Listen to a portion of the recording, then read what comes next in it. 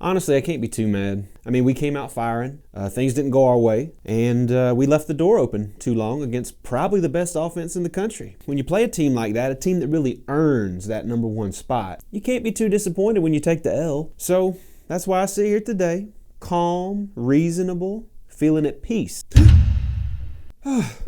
Okay.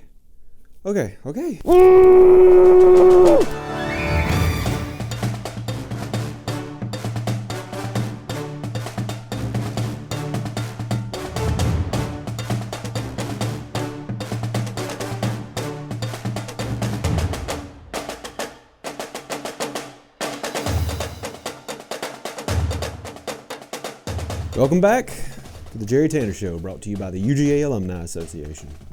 Well, we were the team that we have been. The offense couldn't get going, which meant that the defense couldn't get a break basically ever, so we got worn down. And Joe Burrow did what Joe Burrow does, and by the end, Kirby had the second worst loss of his career. So, no brass ring this year. Now, these days that means disappointment, but let's not forget where we were just 4 short years ago. When Faton Bauta threw his 4th interception against Florida in 2015, think about what you would have given up in that moment to get a coach and a program that would win the East 3 years in a row. And by the way, steel yourselves, because the coaching carousel has begun to spin. Now, there's a lot of weird obsessives out there who will read way too much into the barest scraps of information. Now, this is exactly the reason why I've set up several alerts that tell me any time that a plane leaves Athens airspace. Now, it gives me the flight number, the destination, and the manifest of that flight. And actually, I just learned that there's a Cessna 750 registration number. Now, I've said it before and I'll say it again. Alumni Weekend is the perfect reason to come back to Athens. March 26th through 28th, come solo, bring your spouse, meet up with your friends, do it however you want to do it, but get there, because this is a great time. Now, last week I told you about the whole orientation, classes, commencement thing, but they also got a bunch of special surprises in store. Now, last year, folks got to take a tour of the new West End Zone area, they got to take pictures with Harry Dog, and they even got to put on the Savage pads. Oh, so jealous. Sign up today at alumni.uga.edu/weekend.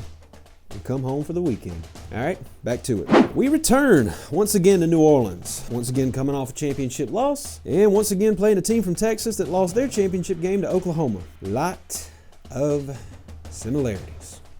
We face a Baylor team that is trending way up under Coach Matt Rule. Baylor's back in the Sugar Bowl for the first time since 1957. Safe to say, the narrative is on their side. The Dogs match up okay. The Bears are allowing 2.7 sacks a game, and our defense shouldn't have the same problem it did against LSU with keeping the edge rushers on the field. Now, as for the offense, we could be down DeAndre Swift and Andrew Thomas if they want to protect their draft stock. We likely won't have Cager back, and we definitely won't have Dominic Blaylock back. So this one could be let's call it a measured contest. I don't believe we'll carry the same indignance into this year's Sugar Bowl that we seemingly did into last year's, so hopefully that means we see a much more motivated team. Now, that said, in all likelihood, we will be without several offensive difference makers against a good defense. We're going to need our defense to keep us in the game. 2 or 3 big plays probably decide this one, and I think the majority of those are going to come from the best unit on the field, which is the Bulldog defense. 20-13, Georgia. Well, that's it, folks. That's your season. Can't believe it's already over. But on the bright side, there are certain things that only happen in the offseason, so let's try to enjoy some of those. Wedding season's back. Yes, I will now be attending weddings once again. If I missed your wedding because you scheduled it between September and January, let me just say that I am so sorry that you made me do that. You probably won't be hearing for a little while any sarcastic remarks about watching sports ball.